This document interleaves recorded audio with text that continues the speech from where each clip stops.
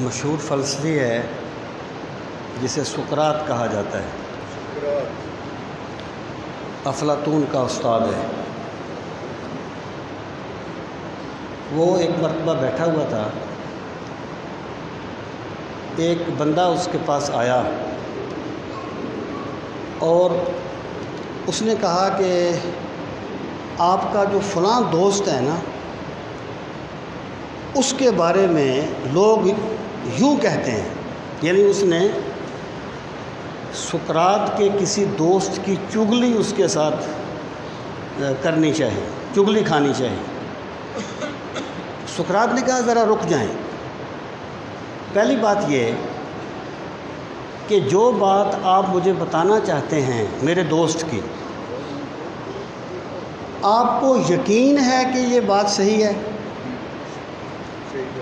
اس نے کہا جی لوگ کہتے ہیں، مجھے تو یقین نہیں ہے، میں نے سنی ہے۔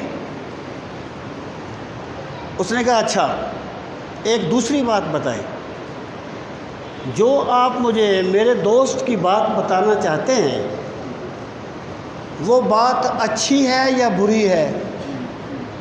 ظاہر ہے اچھی باتیں تو بہت کم لوگ بتاتے ہیں نا، زیادہ تو بری باتیں ہی بتاتے ہیں نا۔ وہ کیا ہے، وہ کہتے مخلصی ہے کہ یاروں کی بزم سے، وہ کہتے مخلصی ہے کہ یاروں کی بزم سے غیبت نکال دیں تو فقط خاموشی ہی ملے، غیبت نکال دیں تو فقط خاموشی ملے۔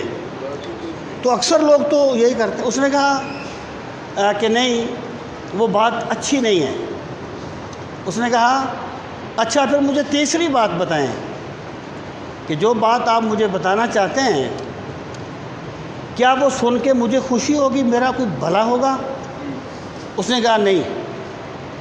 اس نے کہا یار بات سن، ایک ایسی بات نہ تجھے اس کے بارے میں یقین ہے کہ وہ صحیح ہے، نہ اس میں میرے دوست کی عزت ہے، نہ وہ بات اچھی ہے، نہ اس میں میرا کوئی بھلا ہے، میرا کوئی فائدہ ہے، تو تم مجھے وہ بات کیوں بتانا چاہتے ہو؟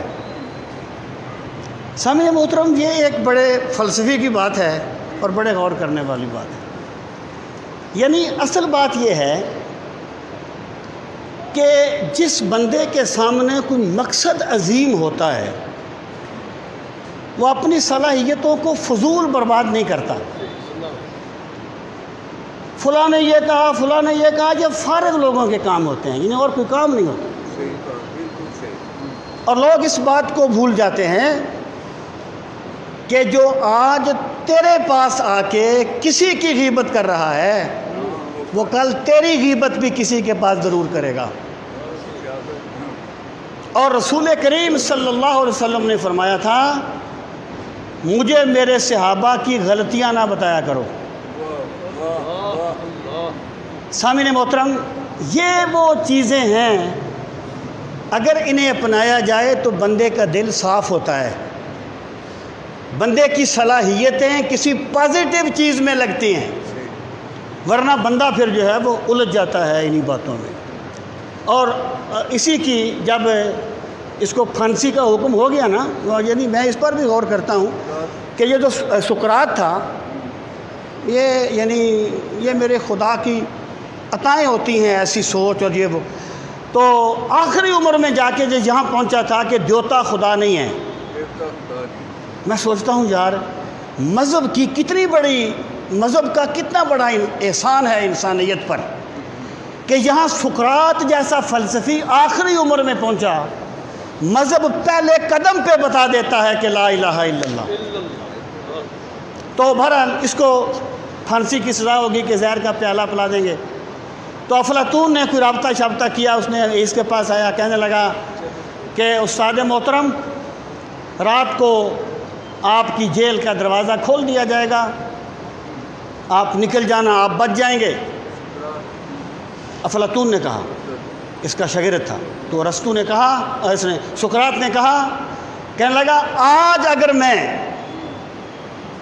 حق کے لیے اپنی جان نہ دوں اور بھاگ جاؤں حق کے لیے جان نہ دوں اور اپنے آپ کو بچا لوں تو میں ہمیشہ کے لیے مر جاؤں گا، اور اگر میں حق کے لیے جان دے دوں تو میں ہمیشہ زندہ رہوں گا۔ یہ وہ زندگی کے حقائق ہیں۔ اللہ تعالیٰ ہم سب کو ادراک کی حقیقت نصیب فرمائے۔ وما علینا الا البلاغ۔